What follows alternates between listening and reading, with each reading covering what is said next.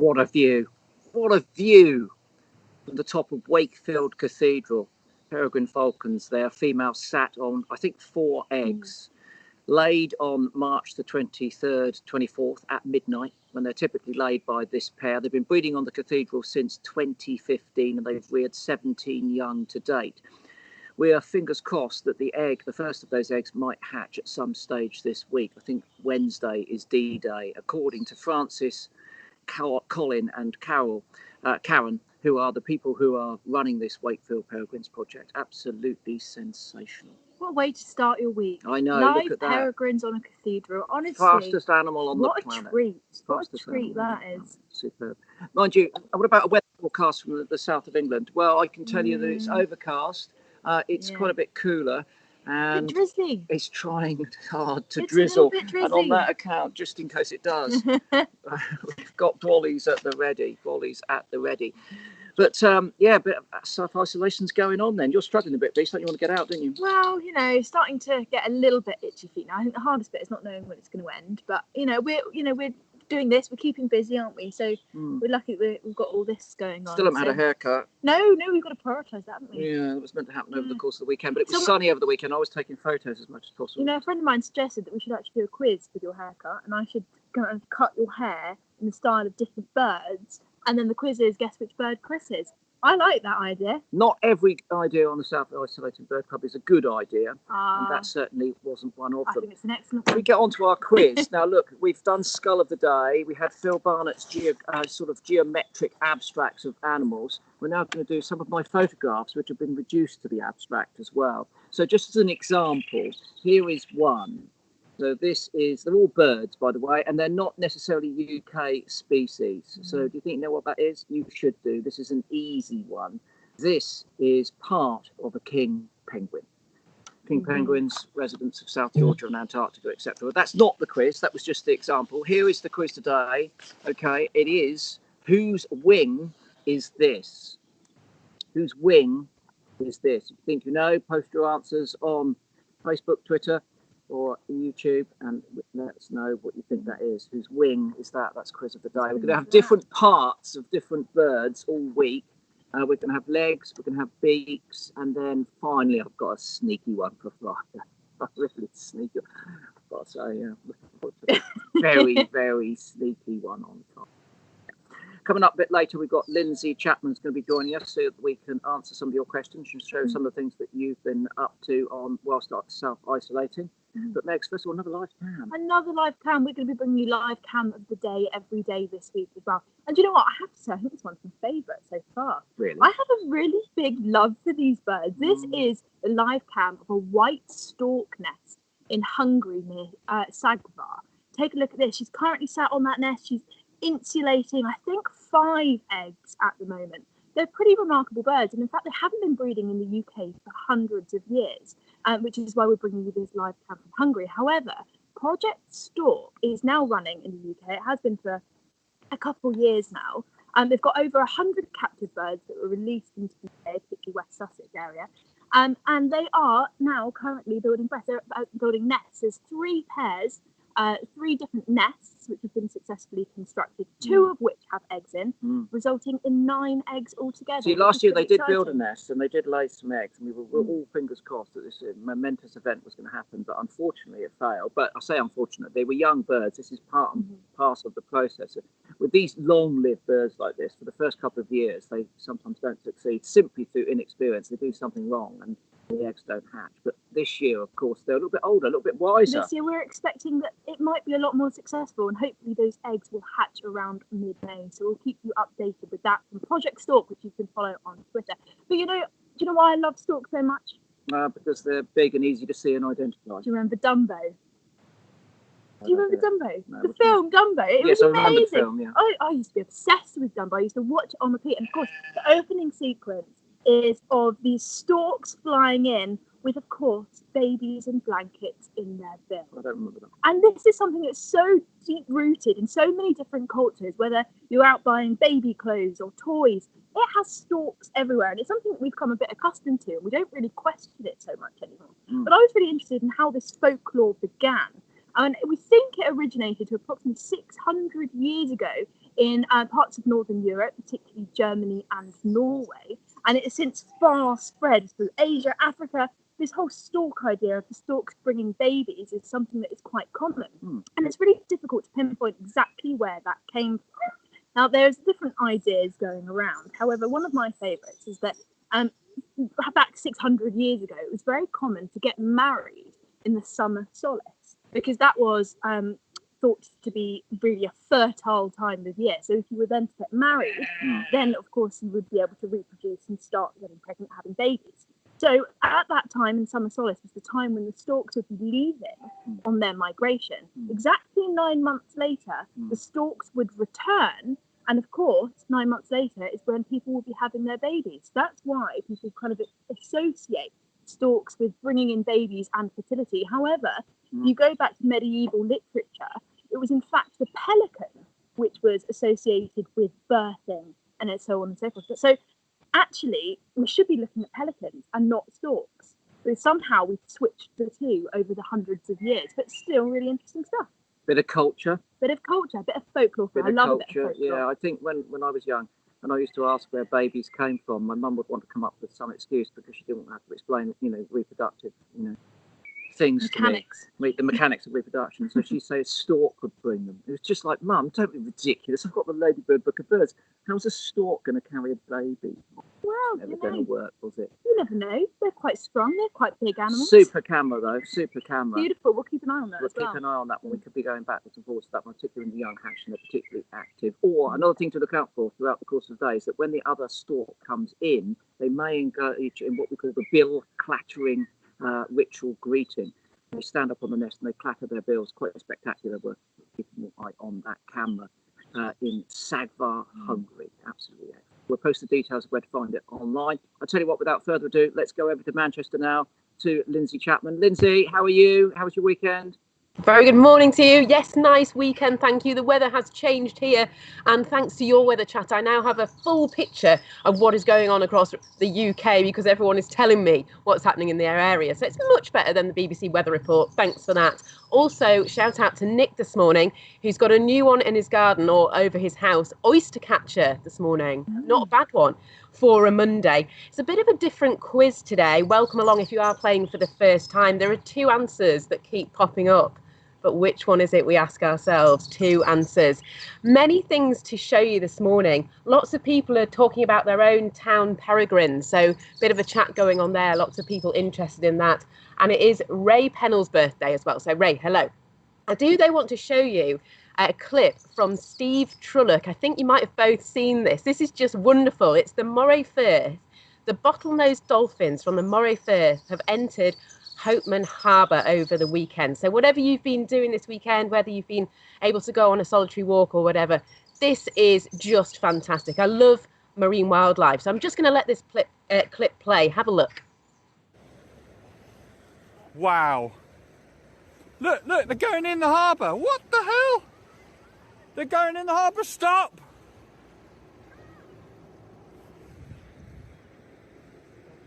Holy moly, what? This is unbelievable. Look, down there, down below you, look. Here. Holy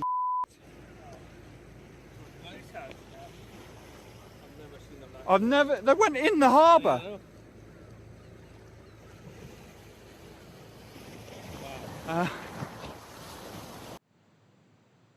Steve, you're so excited about that, and quite rightly as well. That's a wonderful thing to see, and hopefully we might bring you a little bit more on that as well, because we are hearing right across the world, aren't we, Chris and Megs, that marine wildlife in particular is being seen a little bit more, maybe due to clearer waters, particularly in Venice. There was a story there.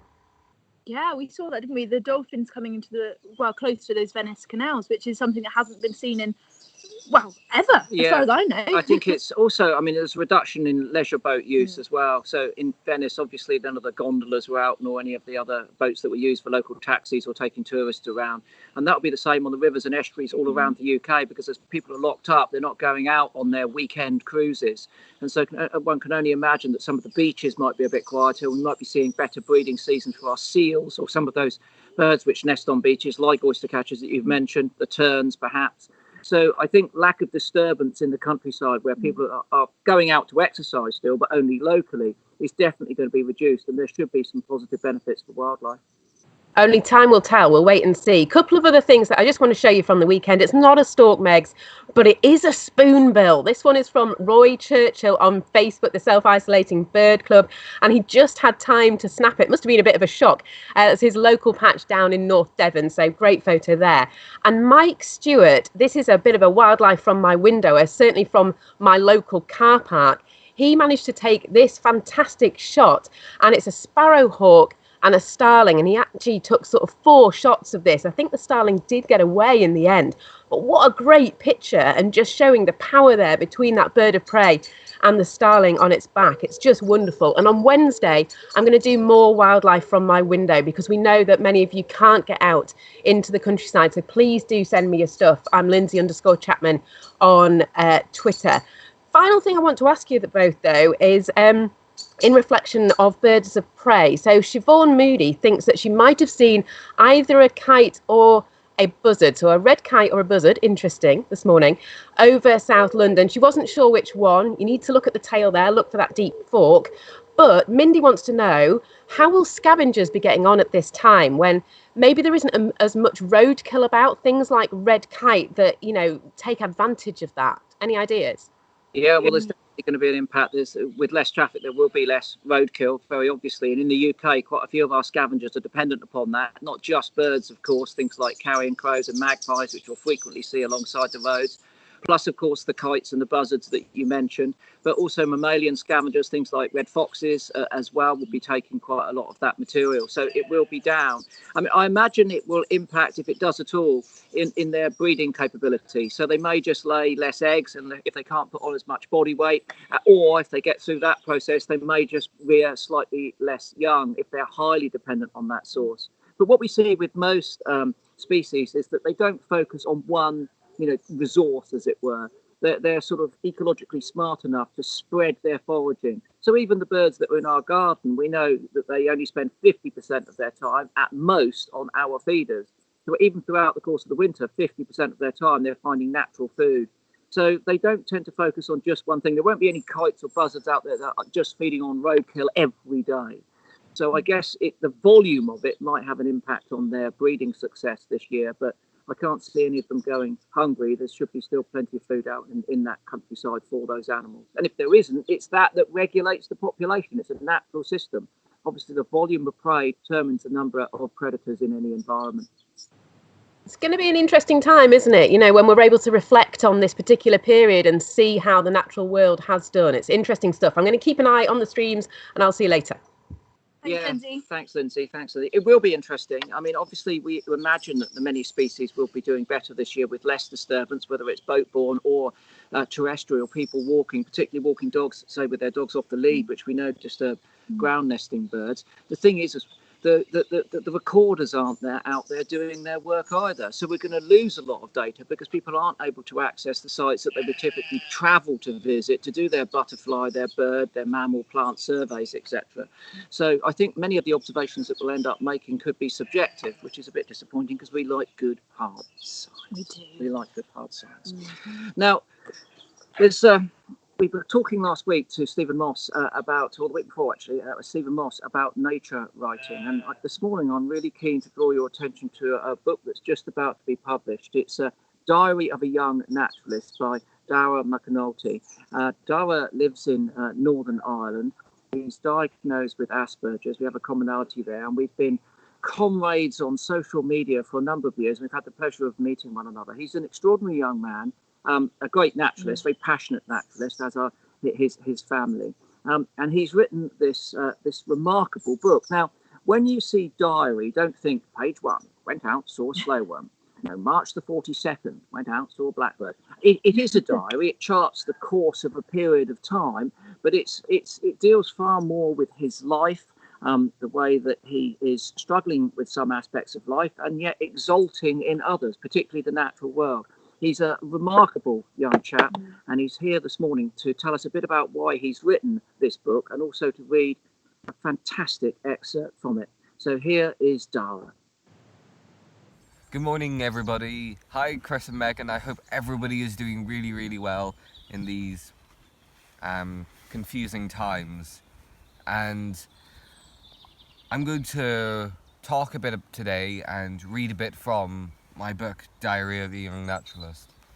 And it's a bit more than just a diary of how much I love nature, but it also follows the themes of mental health and just the joy that I feel. And it also follows how autism has affected my life, the intensity of the world around me. It also covers how I interact with society and school and all of these different facets of my life to give a sort of impression of what it's like to be me. And I hope that people like it, and I'm just going to read a little bit of it here today. Friday, the 11th of May. I am buoyed by the life springing out everywhere, in the garden, in the school grounds, even on the streets around the house. My heart crashes less against my chest. I feel in rhythm with nature, and I start becoming immersed in every moment again, letting each wave hit me and seep in. We decide to take a late evening walk after scouts to a little park in Lisnaskea, a small town not 15 miles outside Enniskillen. It's a balmy evening. The light is hazy with midges revelling all around, irritatingly to us. Suddenly, punching above the weight of every other song among the reeds and trees, a sedge warbler. It permeates the airspace. I stop to listen. A moment later, a conversation begins between a sedge warbler perched on barbed wire and another on the willow branch, one in the shade, the other choosing light. Their chirps put into song all the giddy amazement I am feeling. I wonder sometimes how other people respond to these encounters. Do they have the same sense of privilege on hearing a bird like the sedge warbler? After one continuous flight from Sahara, it lands right here to embellish our summer with crackling excitement. Edward Thomas, who fitted a lifetime of poetry into 2 years before being killed in the trenches of the First World War, captures it perfectly. Their song that lacks all words, all melody, all sweetness almost was dearer to me than sweetest voice that sings and tunes sweet words. This was the best of May, the small brown birds, wisely reiterating endlessly what no man learnt in or out of school. Above the bulrushes, a cloud of hoverflies, the light is dappled in sepia. I'm dazzled by the delicacy of the moment. My insides explode, words ricochet outside in. I hold them close, because capturing this on a page allows me to feel it all over again. And that act of capturing what was going on inside my head and putting onto a page was so important for me, because before I wrote this, I didn't really understand what was going on. And then I went over parts of my life and I felt them for a second time. I felt them almost more, like in summer where I wasn't feeling so good. And when I was going back over it, I really felt how I was feeling. And I understood myself all the better because of it. And so I think that is what is makes this book, for me, that brings it really close to my heart, is that it is basically the instrument through which I re-experienced myself, and in some ways it may allow others to experience what I felt as well. What a guy. Honestly, such a lovely bloke as well. He He is. really is. His family's fantastic. Really, really nice people. The book is due to be published shortly. You can pre-purchase it online, and I can tell you, he's already working on another book too. Fantastic stuff. Thank you, Dara, for that insight into your life and the way that you feel about the natural world. Something that we can all relate to at this point in time. Brilliant book. Hey, what about this Really, tree? really book. Come on. It's my second favourite tree in the world, this tree. I know. I We've love this been tree. sitting in this spot for a very particular reason. Chris has been waiting and waiting for chestnut candles to finally come into flower. And they're not in flower for very long. But when they are simply beautiful. And every time we sit here, we get this kind of cacophony of buzzing. Yes, Don't we? yes. It's like a city of pollinators all flying around, doing their thing in and out of those flowers. And we've got this gorgeous wide shot, this whole system of this tree. Oh, it's beautiful. It is Absolutely so, beautiful. so Yeah, stunning. yeah. But when I came to the house, it had been cut, so it was quite high up. You could walk underneath it. But I've let it grow, and now it's taken its natural growth form. And over here, the flowers go right down to the ground. It's a tree in all of its glory. When I look out my bedroom window at it, it looks like a lady standing here in a crinoline dress, draping down. Oh, shall I stop? Yes, please. Okay. I love the tree. Yeah, I think that came across quite well. But of course, as humans, we love flowers. We take a walk out and we're noting all the colours. We're noting the blues, the reds, the purples, all those intricate colours that come in, all those details of the petals. We just simply love flowers, don't we? But there are no animals that love flowers more than pollinators, particularly different types of bees, of course. But they look at flowers and they look at them very, very differently to us. Have a look at this image. So this image on the left-hand side, that colour, that bright yellow flower, is what we can see. On the right-hand side, that shows the nectar guide that a bee can see. And the reason being is because, like us, bees have trichromatic vision. They've got 3 photoreceptors within their eyes. However, unlike us, we can see primary colours of blue, green and red. They, on the other hand, have blue, green and ultraviolet light. Now, these flowers all around here have very detailed patterns on them. And when you look at them through ultraviolet light, the area with the pollen or the nectar is very, very dark. And essentially, that is signalling to the bee to come and land here. It's almost like when you're flying in a plane and you get those, the lights waving the plane down. It's like a signal of land here. This is your landing pad. This is where the good pollen is. It's a guide. It's a nectar guide. And there's lots of different patterns on flowers that we are unable to see, lots of different colours that we are unable to see. And I think pollinators are fascinating because they're able to see at speeds. They're 5 times better at looking at individual flowers at speeds. When we're on a motorway, we're looking out of the window and we see this blur of green. We see, everything kind of merges into one when we're moving at high speeds. But for pollinators, things like bees and everything else, they're 5 times better at noticing individual flowers. They can see specific pictures at moving at fast rates and those guides that draw them in. However, looking at this horse chestnut tree behind us, what we can see is that some flowers have yellow in the centre and some are slightly pinker. Now this changes throughout the season, throughout the time. So it starts off quite yellow and then eventually it goes to a more pinkish reddish hue.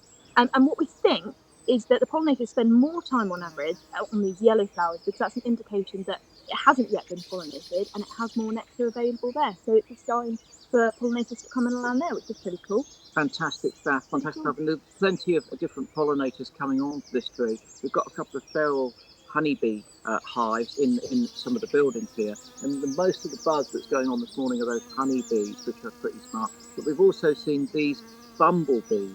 And these are common garter bees, and they're absolutely fantastic. The numbers of these on the tree are phenomenal. So this tree at the moment is really supporting these bumblebees. And bumblebees are, sometimes tend to get forgotten. Everyone concentrates on the honeybee because it produces honey, and we have that closer affinity to it. It's a domestic animal, of course.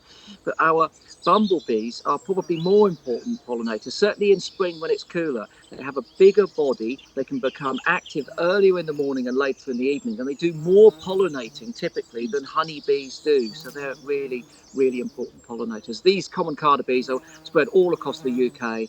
They're frequently seen in gardens and one of the easiest species. Well, I say the easiest species to identify. They were all over ginger bee, but there were two other carder bees which are all over ginger like that, and separating the three is quite difficult.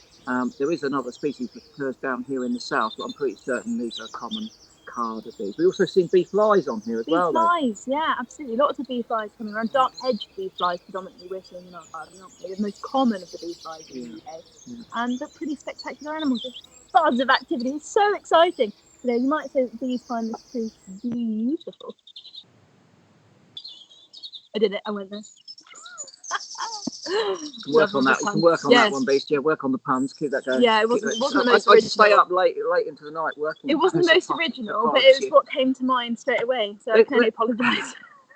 Dr. Amy Jane Beer is a writer who's written more than 30 books about natural history. She's a diarist for The Guardian, and her next book is actually going to be about rivers. So we're going to take a look at a little stroll that she's been taking every day as she's been self-isolating, taking her daily exercise. She's been going out into her local wood, not to look at a river actually, but to look at water that's coming up from underground in the form of springs. So here's Amy Jane, and it's rather peculiar events that are happening in her woods.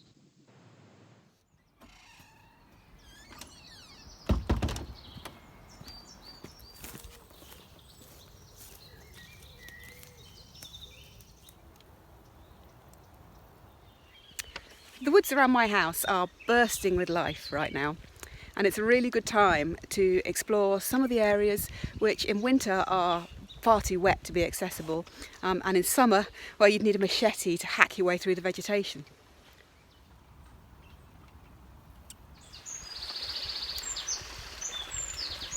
I'll let the wren finish. Thank you. It's not rained here for weeks, but large areas of the wood are still incredibly wet, and that's because this hillside is riddled with springs. I love springs. Some of them here are a little more than soggy patches, while in others you can see water issuing up like from a tiny mouth. I've never known them to dry up or freeze. In fact, the water welling up is the same temperature here in any season. It's like a gift from the earth. There's something in this water besides H2O, something that's turning the detritus of this woodland floor to stone. This white deposit is calcite. It's a form of calcium carbonate, which is the major constituent of the limestone bedrock here. Calcium carbonate is important biologically too. It's the main compound that you find in shell and in the hard parts of corals, reef-building corals. It also forms the tiny cases of microscopic life forms called coccolithophores, and when these sink to the bottom of the sea and get compressed over eons of time, they form sedimentary rocks such as chalk and limestone. So springs that dump their calcite like this are known as petrifying springs, or sometimes petrifying wells, and they were once thought, and often are thought, to be somewhat supernatural. I've got here some bits and pieces that I've picked out. Bits of twig looking like bone, bits of moss looking remarkably like coral. There's a pleasing symmetry in the fact that some of these objects that I'm finding actually resemble those marine organisms. I mean, this looks like coral, but it's actually a piece of moss that's been calcified, petrified on the forest floor, and it's lying here among bits of twig and nutshells and seeds and snail shells and even leaves I'm finding that have been calcified, and you can just see the remains of the midrib there and the veins of that leaf.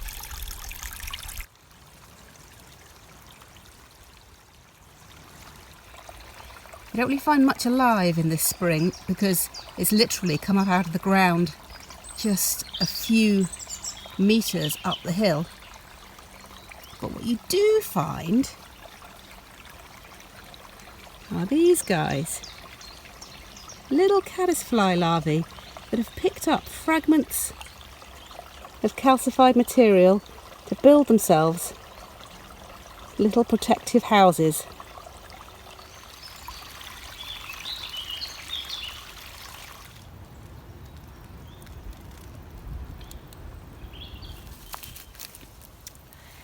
So this is an absolutely great plant. It's called Herb Paris. It's an ancient woodland indicator. It likes to grow where the soil is very wet, and it's also a calcicole. That is a plant that needs a lot of chalkiness in the soil. If it wasn't for the underlying geology and those springs, this wouldn't be here. It's completely mind-blowing to me that minerals assimilated by prehistoric creatures in ancient oceans, having spent goodness knows how many millions of years under the ground, are now returning to the light here in this woodland. And to me, it's a powerful reminder that in nature, everything is connected.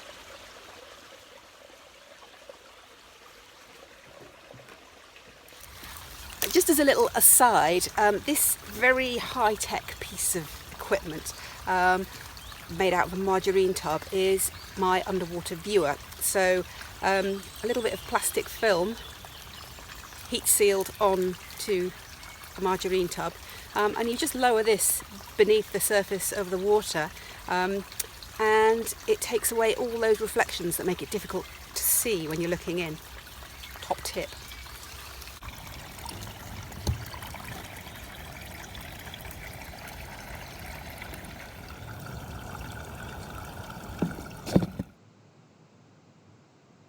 Excellent stuff. Brilliant. Top lady, Amy Jane. Absolutely fantastic. Works really hard for conservation as well. Gets stuck in there, doesn't, mess She really about, does. which is really, really, really good. Look out for her next book, which is going to be called Flow, about rivers. I'm not entirely sure when that's going to be published. And you can follow her on Twitter at Amy Jane Beer, as it's, so Jane without a Y, and beer like the stuff you drink. You can follow her on Twitter. She's always got something interesting going on there. And I love the little top tip at the end about making that viewer so that you can see into the water. It takes all the reflection away. So it's even worth doing that if you've got a garden pond, which is really good. Absolutely. So now lots more questions have been coming in. So we're going to head back over to Lindsay, who's going to suggest a few of them for us. Thank you. Yes, just to say that our horse chestnut candles here in Manchester, they're not as far out as yours are. They're not as developed. So obviously going up the country, it's always interesting to see that movement of spring, isn't it? We're not quite where you are. And on that, Chris, you're always doing this to us. Tree Lady Kim and Moira said, okay, that's your second favourite tree. What's your favourite tree? Well, there's a beech pollard in the woods here, which is about 550 to 650 years old. It's a big, magnificent tree. And I've spoken about it on a number of times on different programmes and things. And amongst all the trees in the woods, and there are millions of them, this one commands attention. And I make a sort of a pilgrimage to it. I went yesterday to see it. I go most days if I'm able to go for a walk in that direction. And its leaves are just coming out. I'm going to give it another 2 or 3 days, and it will be at its most magnificent. It has 2 peaks, one in the spring when the leaves first come out, and it's that fantastic green, and another in autumn, of course, when they go golden. So that's my favourite tree on planet Earth. It's an old beech pollard near me here. But this one is, it's pretty special. I love this tree. I so love this tree. Pretty magnificent. Great. Thank you. Okay, it's week 5 of lockdown. If you're finding this hard, if you haven't got loads of energy this morning, let me show you something a little bit different. And I'd love you two to comment on this. This is from Nick Donald, and he says he caught this bit of rough heron play yesterday up near Glasgow. And he wants to know, are they fighting or are they mating? Definitely looks like fighting to me. They're quite aggressive with one another, the way they're standing on each other and tossing and turning around. But it's not just the herons in that video, is it? It's the interesting thing. No, It's a couple of crows getting involved. Yeah, the crows are just like those sorts of troublesome people one used to find outside nightclubs who would just be hanging around, and if anything kicked off, they'd just come and join in. Seriously. So that's what those crows appear to be doing. They're fascinated by the aggression, and it is aggression. This is not a mating ritual. Most of the herons' mating rituals take place on or around the nest. I mentioned the stork earlier this morning. They go through those rituals on the nest, the bill crackling in the case of storks. And herons do the most amazing displays. They put up their crests, they turn their wings around. They can be, very picturesque. But no, this is fighting, and one can only imagine that this is a couple of territorial males having an argument about who's going to fish where. And at this time of year, the eggs should just be hatching, or might have just hatched. They lay them quite early in the year, actually, in March. So, they're probably looking for food for their young and maybe getting a bit too boisterous there. Well, great bit of footage, and I noticed those wires in the background as well, coming to have a look. Kirsty Lee Masters also got in touch. Now, she caught this just outside of her bedroom window. She says she only saw the undercarriage, but she managed to take this very quick video, and she wants to know what it is. And there is a little clue here, because she says there are sparrows nesting under the eaves there. So, whose tail is that? That's the tail of a female sparrowhawk. Now, actually, you've kind of got the best clip possible to be able to differentiate the sex of the sparrowhawk there, because the females are slightly paler bars than the males, and also females are 25% bigger than males, which is really unusual. Normally, birds of prey, the females are slightly bigger, but to have that big 25% difference between females and males, it's very unusual. In fact, it's one of the largest differences in the sex between size of any species, which is fascinating. 25% bigger, it's huge. And it's thought that that's to reduce competition between the pair as they're foraging in different areas. Typically, you'll find males will be more likely to hunt in wooded areas, whereas the females will be hunting more in open areas. So to reduce that kind of competition. And also that tail's got quite a square end. If it were a kestrel's tail, the barring there'd be a lot more bars on it than just those sort of bands that the sparrowhawk has. And the kestrel has a far sort of more rounded end to its tail, not so square cut. And of that size in this country, those would be the only things to confuse, but it's very definitely, as Meg says, female sparrowhawk. So there you go, took just the right bit of footage there. And then I wanted to show you to this. Now, I actually found 2 of these this weekend. This is a tiny little egg. It was found near a sort of longish hedge, but on the floor, there are 2 of them just by themselves. Beautiful, it's less than 2 centimetres, gorgeous pale blue with no spots or anything on it. Who does this belong to? That would be the egg of a Dunnock. It's a Dunnock, yeah. Dunnock. Very smooth, very blue, no patterns, very small. I think they're maximum about 20 millimetres. So really tiny, unmistakably Dunnock. And of course, you found it near hedges where Dunnocks predominantly nest as well. But why were the 2 eggs just there on the ground? That's the question. There was no nest there, Lindsay. Nothing, no indication of it having been torn out by a predator or anything. There wasn't anything like that. There wasn't any broken shell near it. I couldn't see a little nest near it either. I wonder whether they'd been removed from a nest and sort of dropped maybe by a human. I don't know, because it was quite unusual just to find them like that. Yeah, sometimes birds will practice egg dumping, so you will find eggs which are not laid in the nest. It's almost like they're getting caught short. They don't get back to the nest in time, and they lay their egg. And blackbirds will egg dump, starlings will egg dump. Maybe the Dunnock did that. Maybe it was inexperienced female, didn't have a nest, hadn't built a nest. I mean, who knows? It's really odd. I think if they'd been removed by an avian predator, say a jay or a magpie, they would have been damaged, because those Dunnock's eggs are so fragile. So yeah, either human interference, someone pinched them and put them down, which is a bit weird, or egg dumping maybe. Interesting. Thank you very much. Well, I'm going to leave it there this morning. The last thing I'm going to say is that you mentioned Stephen Moss, the nature writer. Well, Stephen is 60 today, so big happy birthday. Happy Stephen. Happy birthday to Stephen. And I'll be back on Wednesday. As I say, wildlife from my window, please, and your questions as well. But until then, see you soon. Thank you, Lindsay. See you later. Thanks, Bye. Lindsay. Okay, we better wrap up the quiz. So this morning I showed you this picture and I asked you whose wing did this belong to? Megs, has anyone got it? I think lots of people have got this one, in fact. Really? Yeah, too easy? It was a little bit easy. Just waiting. So on Facebook, we've got Helen, Tammy, Anise, Hayley, Shelby, Dave, Sharon, Terry, Tom, Michelle. Twitter, Dave, Glitch, Meg, Matt, Mostly Wild, Verity, Stephen, Jim, Sam. YouTube, Alicia, Paula, Lynn, Luke, and of course Shane. Hi Shane, hope you've had a good weekend. Yeah, okay, so this is the wing. I imagine people were going for one of 2 species, either buzzard or red kite. And this is the wing of a red kite. We can show the whole photograph. It's not a great photo. I just snapped it as the bird flew over. It's not meant to be a great photo. It really is a snap. But when I saw it yesterday, it was easy enough to cut that wing out. Right, so if everyone got that as red kite wing, I'm going to get more difficult tomorrow. I'm going to get something even more tricky.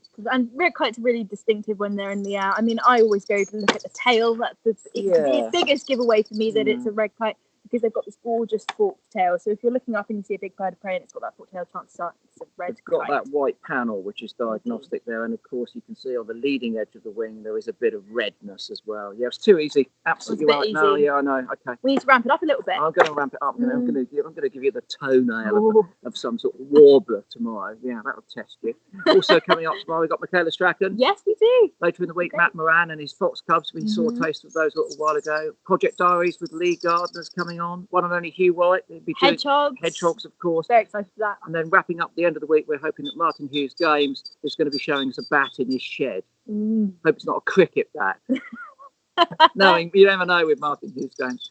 Anyway, we'll see you again tomorrow, same time, same place. We'll see you tomorrow. Have a great day, everyone. More difficult quiz. Yeah, we'll ramp it up a notch. Okay. Has to be done. See you. Bye, everyone. Bye-bye. Bye-bye.